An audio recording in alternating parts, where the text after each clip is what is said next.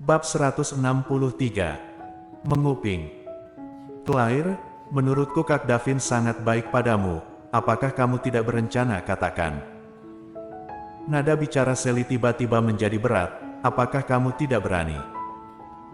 Jika kamu benar-benar tidak berani, maka aku akan membantumu katakan. Dia buru-buru ingin mencoba, iblis kecil di hatinya telah tumbuh dan tidak bisa dikendalikan. Claire terkejut ketika mendengar dia ingin membantu dirinya katakan, sebelum otaknya merespon, mulutnya secara tidak sadar katakan, jangan. Awalnya tatapan Sally yang penuh harapan menjadi hilang. Jadi dua orang menjadi tenang. Tidak ada yang bicara, semua memiliki pemikiran sendiri. Sally menatap Claire yang di depan dan mengepal kuat tangan di bawah meja. Dia awalnya mengira setelah memberitahu Claire berita itu, dia akan sangat senang, bagaimanapun dia dan Davin sangat dekat, kan? Kalau begitu bersama saja, mengapa terus mengganggu Colden? Terkadang Sally merasa Claire sangat keterlaluan karena tidak melepaskan dua pria ini. Dia benar-benar lupa fakta bahwa dirinya telah mengambil identitasnya dan menipunya. Setelah dua orang berpisah, Sally pulang ke kediaman keluargahan dengan suasana hati yang berat. Saat masuk baru menyadari mobil kakaknya ada di dalam rumah, jadi dia bertanya pada pelayan dengan aneh, apa kakak tidak pergi ke perusahaan hari ini? Pelayan menjawab dengan hormat, tuan hari ini seolah-olah tidak enak badan, jadi kerja di dalam rumah. Sally terkejut, kakak tidak enak badan. Aku pergi membesuknya. Pelayan bergegas ke depan, Nona, Tuan Han telah memerintah bahwa tidak ada yang boleh mengganggunya. Lucu, aku adalah adik dari kakak, apa yang disebut mengganggu? Aku hanya menjenguk kakakku yang sakit, untuk apa kamu ribut? Sally berekspresi galak. Pelayan menundukkan kepala, tidak berani mengatakan apa-apa. Sally langsung naik ke atas, lalu ke kamar Andri. Hasilnya menyadari bahwa kamar Andri tidak dikunci dan ada orang di dalam. CEO Han? Ini semua informasi yang kamu memintaku untuk menyelidiki, Nona Sen.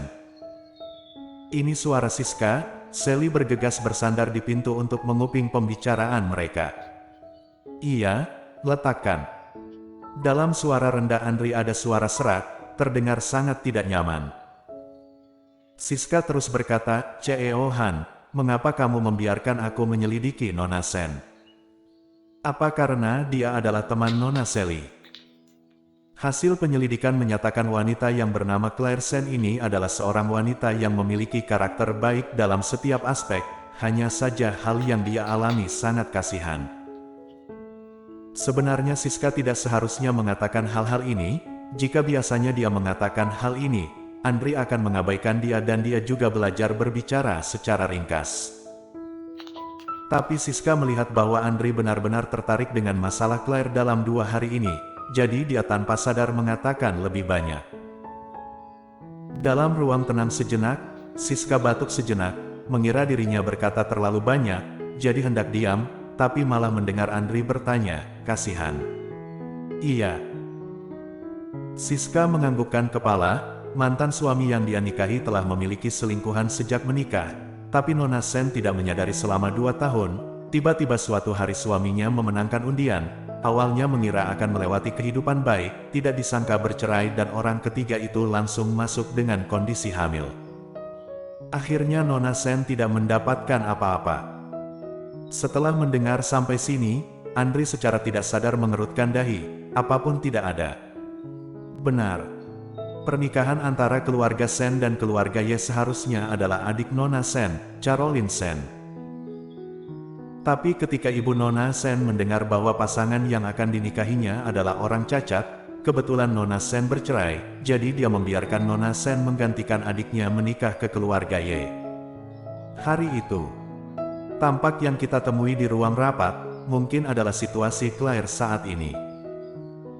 Andri tidak mengatakan apa-apa setelah mendengar kata ini, hanya saja ujung jarinya mengetuk di meja sehingga terdengar suara kecil.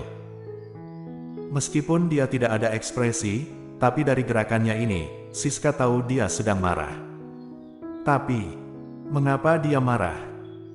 Belum lama sejak dia bertemu wanita yang bernama Claire sampai sekarang, apakah jatuh cinta pada pandangan pertama?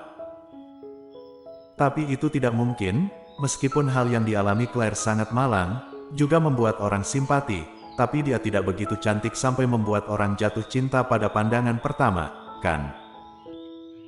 Salah-salah, cantik bukan syarat pertama untuk jatuh cinta pada pandangan pertama. Lagi pula Andri adalah pria yang berbeda, tidak pernah tergoda oleh kecantikan. Meskipun jatuh cinta pada pandangan pertama, tapi wanita yang sudah menikah. Memikirkan sampai sini, Siska ingin dengan niat baik mengingatkan Andri, tetapi melihat ekspresi kejamnya, dia menelan kata yang sudah sampai mulut. Sudahlah, pria ini memiliki batas dalam melakukan sesuatu, jadi dia lebih baik tidak perlu ikut campur. Sally yang menguping di luar pintu, mendengarkan semua percakapan antara mereka. Setelah suara percakapan di dalam berhenti, darah di wajah Sally memudar, seperti kertas putih yang diseret dari dalam air, sangat pucat sampai mengerikan. Kakak ternyata membiarkan sekretaris Su menyelidiki Claire. Mengapa? Ini pertama kalinya dia menanyakan masalah Claire, sepertinya sangat perhatian padanya. Sally merasa seluruh tubuhnya lemas ketika terpikir samaran identitasnya. Kakak bisanya selalu bersikap dingin padanya, apakah sedang mencurigai statusnya. Mungkin sejak awal dia tidak secara serius menerima dia sebagai adik.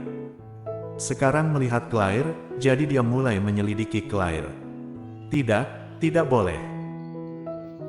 Dia secara susah payah mendapatkan identitas ini, nona besar keluarga Han, banyak orang yang menyanjung dia dapat makan enak setiap hari, tinggal di rumah besar yang membuat iri semua orang, membeli berbagai tas dan parfum mewah, berapa banyak wanita yang iri sampai mata memerah. Dia sudah hidup di tingkat atas, tidak boleh jatuh lagi. Bagaimana?